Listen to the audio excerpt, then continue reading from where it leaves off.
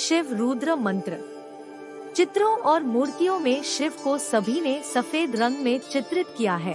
उनके शरीर पर भस्म लगी होने के कारण उनका गला नीला है। सभी को बचाने के लिए उन्होंने जो जहर पिया था उसके कारण उनका गला नीला है। उनके बालों में भय है।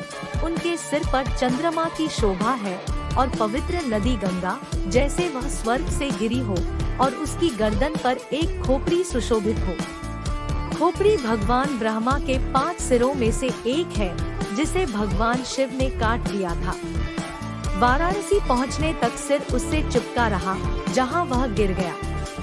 तब से कपालमोचना वहां स्थापित हो गया जहां सिर गिरा, जहां सभी प्रकार के पाप धोए जा सकते हैं।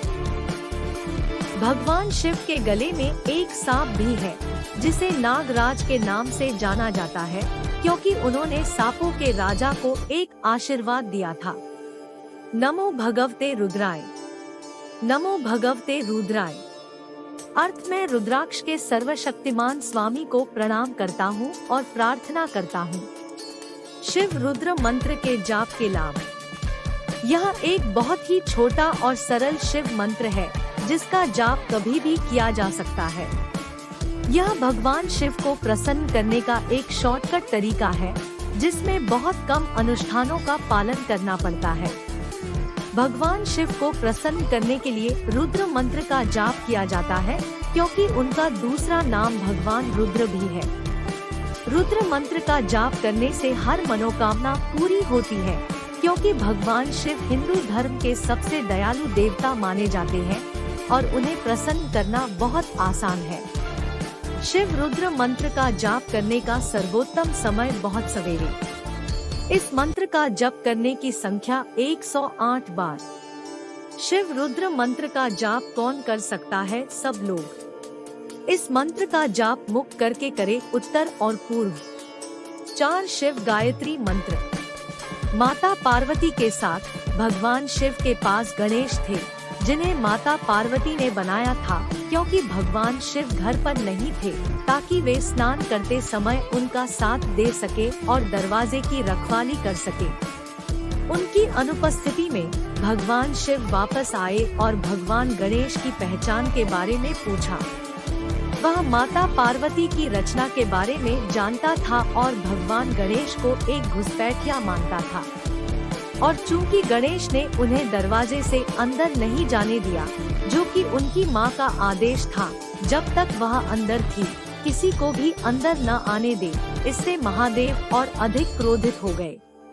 क्रोध में आकर उन्होंने अपने भूत गणों को बुलाया जो भगवान शिव के भक्त राक्षस थे और उन्हें घुसपैठिए को मारने का आदेश दिया। उन्होंने बहुत लंबी लड़ाई लड़ी जब तक कि राक्षसों में से एक ने उनका ध्यान भटकाने के लिए माया रची और उनका सिर काट नहीं दिया। जैसे ही माता पार्वती को इसके बारे में पता चला, वह इतनी क्रोधित हो गई कि उन्होंने धमकी दी कि यदि उनका पुत्र उन्हें वापस नहीं किया गया तो वे ब्रह्मांड को नष्ट कर देंगी। भगवान गणेश को वापस लाने का एकमात्र उपाय उनके शरीर को एक अलग सिर से जोड़ना था और उस समय वे केवल एक हाथी के बच्चे के सिर की ही व्यवस्था कर सके। इसलिए भगवान शिव ने अपनी शक्ति से अन्य देवताओं के साथ मिलकर गणेश का सिर वापस जोड़ दिया और उन्हें पुनर्जीवित कर दिया। तब से गणेश हिंदू धर्म के हाथी के सिर वाले देवता बन गए। तत्पुरुषाय विद्महे महादेवाय धीमहि तन्नो रुद्रः प्रचोदयात्। तत्पुरुषाय विद्महे महादेवाय धीमहि तन्नो रुद्रः प्रचोदयात्। अर्थों, मुझे महान पुरुष का ध्यान करने दो, हे महानतम भगवान, मुझे उच्च बुद्धि दो और भगवान रुद्र मेरे मन को प्रकाशित करो। शिव गायत्री मंत्र के जाप के लाभ। चाहे गायत्री मंत्र ही क्यों न हो, सबसे शक्तिशाली मंत्र माना जाता है। इसी तरह जीवन में लाभ पाने के लिए शिव गायत्री मंत्र का जाप किया जा सकता है। शांति पाने के लिए शिव गायत्री मंत्र का जाप बहुत फायदेमंद हो सकता है क्योंकि यह अशांत मन को स्थिर कर शांत कर देता है। इस मंत्र का जाप करने से व्यक्ति को अपनी इंद्रियों पर नियंत्रण पाने में मदद मिलती है और अंततः यह व्यक्ति के मन को नियंत्रित करने में मदद करता है।